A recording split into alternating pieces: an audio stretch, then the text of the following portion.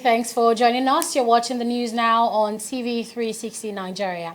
The wait is almost over as Nigerians are just hours away to finding out who will rule the country for the next 4 years. Barely 72 hours after going to polls, the results of the presidential and National Assembly elections continue to trickle in with two parties dominating the list. The Independent National Electoral Commission, INEC, has so far announced the results from 24 states, including the Federal Capital Territory. Taking a commanding lead is the All Progressives Congress, which has polled a total of 8,429,741 votes. Now, trailing behind is the People's Democratic Party with a total of 6,480,328 votes. Of the 24 states announced, the APC won 13, including Ekiti, Osun, Kwara, Nasarawa, Kogi, Gombe, Yobe, Niger, Jigawa, Kaduna, Bauchi, Lagos and Osun states. On the other hand, the PDP emerged winner in Abuja, Ondo, Abia, Enugu, Ebonyi, Anambra, Oyo, Adamawa, Edo, Benue and Imo states respectively. Let's now take a listen to some of the results.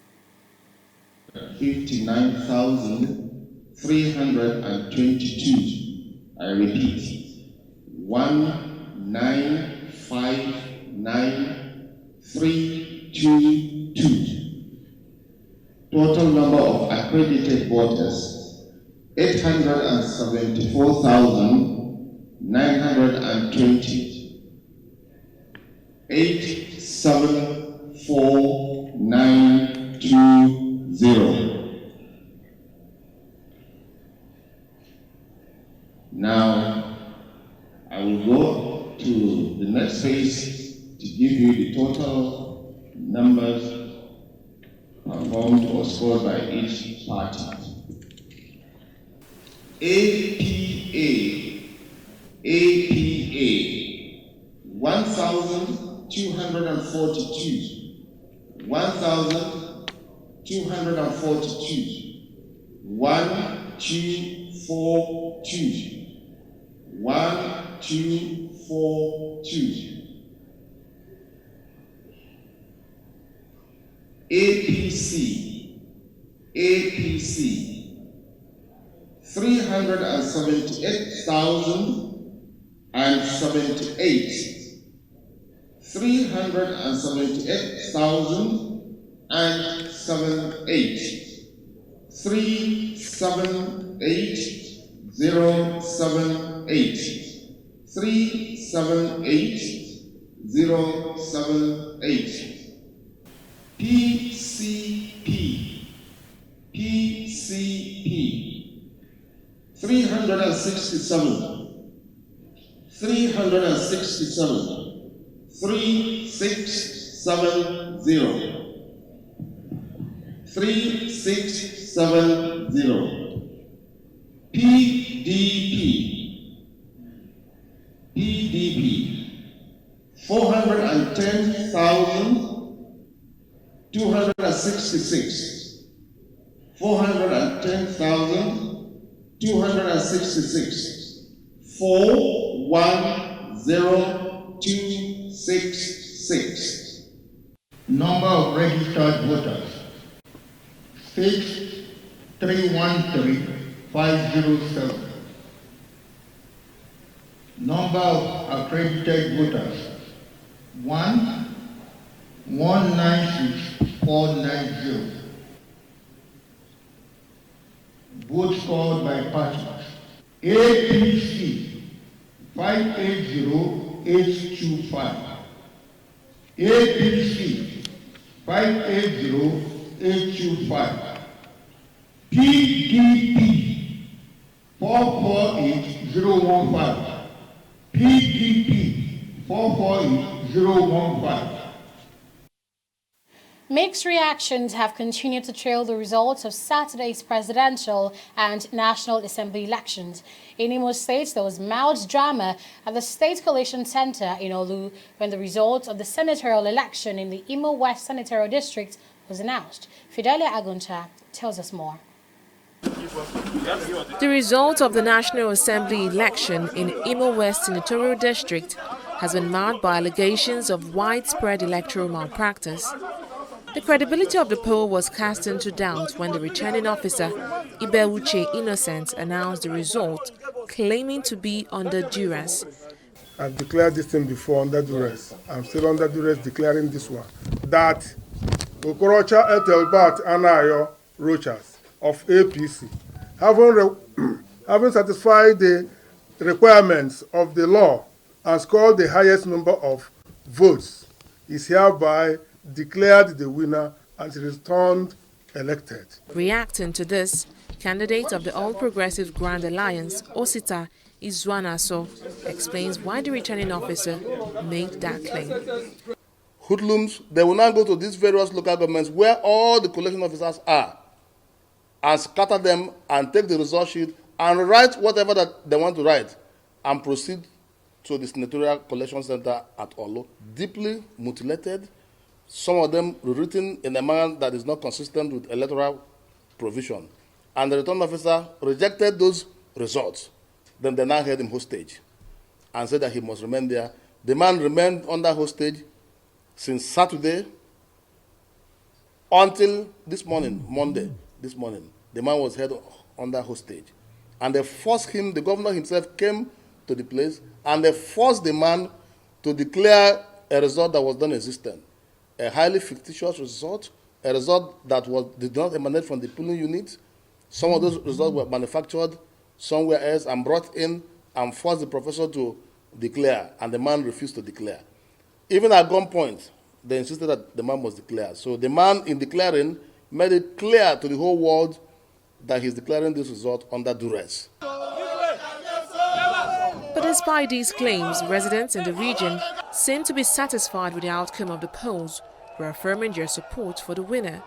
On his part, outgoing governor of the state, Rochas Okorocha, who emerged winner of the senatorial election, insists the result is a reflection of the people's wish. I must say that it's a victory that we all expected, and because given the people's expectation, there shouldn't have been any contest in this regard. But something is appearing to be shocking a bit is the attitude of the umpires, the INEC, and the returning officers in this our exercise. It looks to me it's a script being played out somehow, which is coming to me as a rude shock, especially in the manner that the election here has been conducted in Imo State.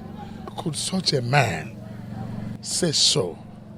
They should re-examine that man, whether he's mental, and if he's not mental, he must be a criminal to have ever thought of that. How could you want to change? How could somebody force you to write a result that somebody has won? In that contest, I got like 7,000 votes. The guy next to me didn't even have to slightly measuring half of the votes I got. Official result from that election shows that Okorocha won 8 out of the 12 local governments in the district. However, major opposition parties in the state have maintained that all electoral laws were broken in the collation of the Imo West senatorial results. Fidelia Aguncha, TV360 Nigeria. Meanwhile, political analyst Nelson Ekujumi has been reacting to the claims made by the Imo State returning officer, saying he was made to announce the result of the Imo West Senatorial District election under duress. Ekujumi described the situation as a national embarrassment and asked the returning officer to come forward with proof to back his allegations. Let's go to Imo State, where the chief returning officer alleged threats to life by the governor, that's Rochas Okorocha, saying that he declared Rochas the winner of the senatorial seat because he threatened to kill him. Well, when I watched that video yesterday, and for me it was a national embarrassment, because the question I asked myself was that the man who is alleging threat to life, where was he reading the result sheets from? Was he reading it from inside the bedroom of somebody? or was he reading it at the collation center? Of course, he couldn't have been threatened in front of everybody at the collation center. Oh, if he has been threatened before he gets to the collations, and the collation center is peopled by security agencies, if he cannot be bold enough to make the whole world realize that, look, this is the journey. Okay, even if he said he's being threatened to announce a result that is not the official result, you can't just allege and you expect us, to just believe you. You must substantiate. If you say you are announcing something under duress, then provide the other one that is, that you have not been under duress to announce. Because I recollect vividly well that in the Edo gubernatorial election in 2016, when the results were brought to the state collation center and results were being announced, the returning officer for a local government came out and told the chief returning officer, who was the returning officer for Ondo, that is Professor Kayode Shorebeku then, that look, when we were collating the results, That's the same Shorebeku. yes, that Professor Kayode Shorebeku, in Edo Guba 2016, the returning officer for a particular local government, I remember vividly because I was there in Edo State, in Benin, said when we were collating the results, a particular political party brought thugs and they held us at gunpoint that we must announce, that we must change the figure. He said because of the threat to his life and that of his personnel, that they had to change the figure there for them to be allowed to go. But he said when he got to the collation center, he brought out the real result. He said, look, this is what transpired. This one that I announced it, I was forced to announce this because of XY reasons. And when he made that announcement at the collation center, even the party agent involved couldn't say anything. Meanwhile, INEC officials in Rivers State are alleging that soldiers invaded a collation center in 2 local government areas in the state, snatching the result sheets of the presidential and National Assembly elections which were conducted in the region. The electoral officials have identified the affected areas as Umoha and Ikore local government areas. Speaking at a coalition session attended by journalists and observers, Mary Imawia, INEC electoral officer for Ikore local government area, stated that no collation was carried out in the area because of the invasion. Election in Rivers State was marred by violent and ballot box snatching, mainly orchestrated by unidentified thugs in the state. Still focused on the election results, the opposition, People's Democratic Party, is challenging some results of the presidential election. Chairman of the PDP, Uche Secondus, is accusing the ruling APC of conniving with INEC to influence the results. Speaking during a press briefing in Abuja, the PDP leaders alleged that the results were manipulated between ward collation centers and the collation center in Abuja. But in a swift reaction, the APC has dismissed the allegations, urging Nigerians to ignore the charade being displayed by the party. Spokesperson of the Buhari Campaign Council, Festus Keyamo, in a statement challenged the PDP's accusation, saying if the party is questioning the results of states where it lost, then it should also be prepared to forfeit the results in states where it won. Now, still on matters surrounding the elections, civil society groups monitoring the elections say no fewer than 260 persons have been killed since the start of election campaigns till the conduct of Saturday's elections. The Situation Room, which represents more than 70 civil society groups, say election-related violence led to the death of at least 39 Nigerians in the last 2 days. The group, which had over 8,000 observers around the country to monitor Saturday's vote, say Rivers State was the worst affected in election-related violence during the elections. The Situation Room also noted that about 120,000 polling units were under police during the polls. But despite this report, some independent foreign observers have commended the efforts of the Nigerian army in ensuring a peaceful conduct of the just concluded elections.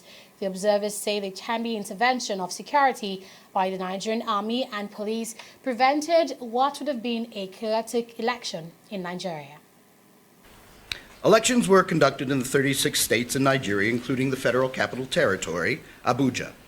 Our team of observers were on the ground to monitor the polls and turned in a detailed report on what they observed in the various states that they were deployed.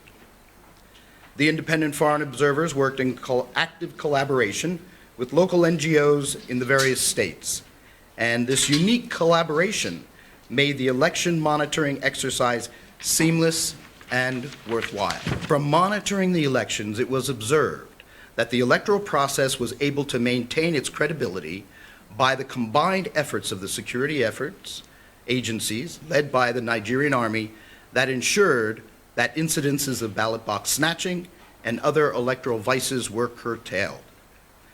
Voters exercised their electoral franchise without fear, especially in the northern part of the country. Our team of observers noted that in the northern parts of the country, which hitherto was known for underage voting, did not experience cases of underage voting.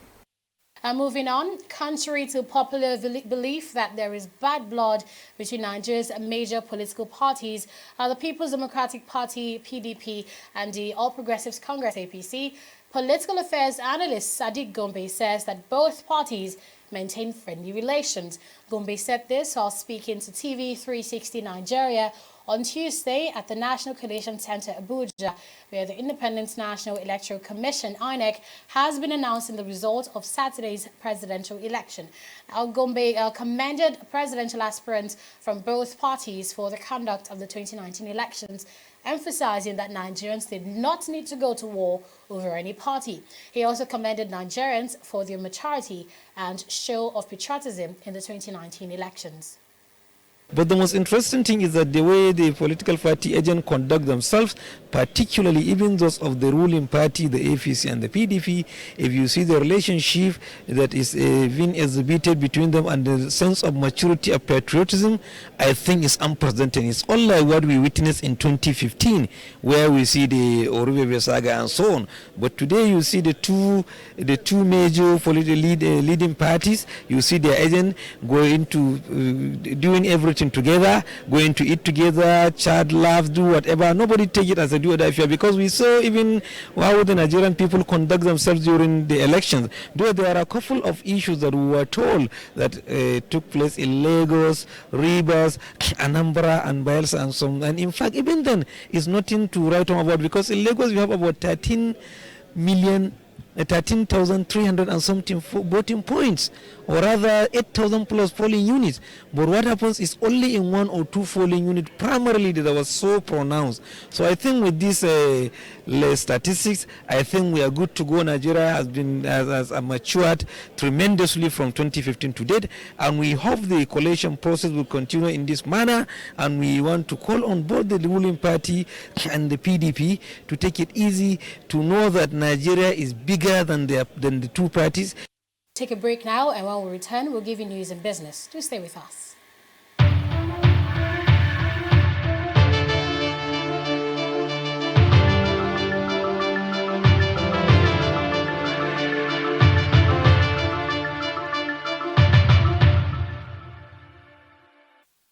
Let's now join Fidelia Aguncha as she talks business. Thank you, Annetta. Well, two-wheel on-demand transport company GoCada is celebrating 1 year in business and the launch of their new headquarters in Ilukbeju, Lagos State. The company, which started up in 2018 with 20 bikes in a one-room apartment in Yaba, today has over 1,000 bikes to their name and are fast expanding within Lagos. CEO of GoCada, Deji Oduton, tells TV360 Nigeria about their achievement in the past year. The problem with the motorcycles at the time, before we came in, was that motorcycles and motorcycle riders were associated with, thefts, vices, high rate of accidents, crimes, robberies.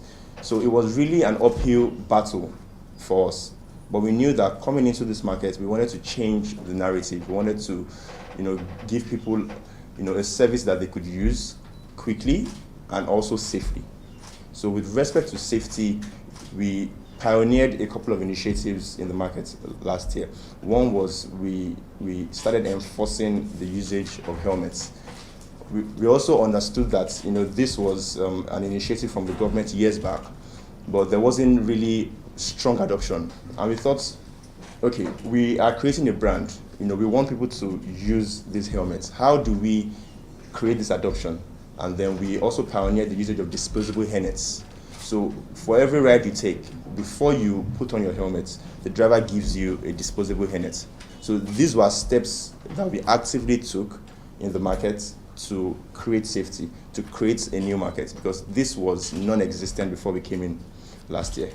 In addition to those initiatives, we also put very stringent requirements for the drivers on our platform. So for every driver on Gokada, they go through a 3-part assessment. They do a psychometric assessment, they do an oral interview, and they also do a riding assessment just to verify that these are people that can ride. And then we do the standard background checks, guarantor checks, and all those verifications. So that sort of reinforces the safety elements of our business. And in 2018, we're happy to announce that our accident rate was about 0.013. So it was way less than 0.01.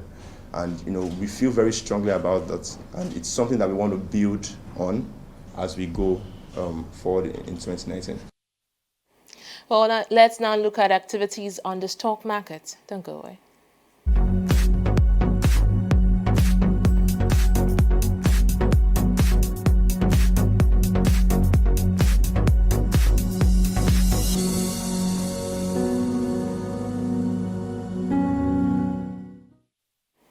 Well, it was another volatile session at the Nigerian Stock Exchange as a cloud of uncertainty continues to hover around investors' confidence. The market today fell by 0.68%, which translates to a loss of over 85 billion naira in the market capitalization, and that pushed it down to 12.109 trillion naira. Let's now look at today's pack of losers. What's affected, as we can see here, is Nestle recording its first decline actually in almost a week. It was also a very bad day for the banking sector, which is dropping by 1.18% to book 3 spots on the losers chart. And we're talking about Union Bank of Nigeria, First Bank of Nigeria Holdings, and Zenith Bank, all dropping massively. Well, to the gainers chart right here, despite the drop in key market indicators, some equities still recorded gains, and leading the pack of gainers is Guinness Nigeria, followed closely by Dangote Flowers. As we can see right here, it is up in by 9.05%, and Oando from the oil and gas sector and Air Service comes in fourth on the gainers chart. And in summary, over 300,000 shares were traded on the floor of the market in 4,066 deals.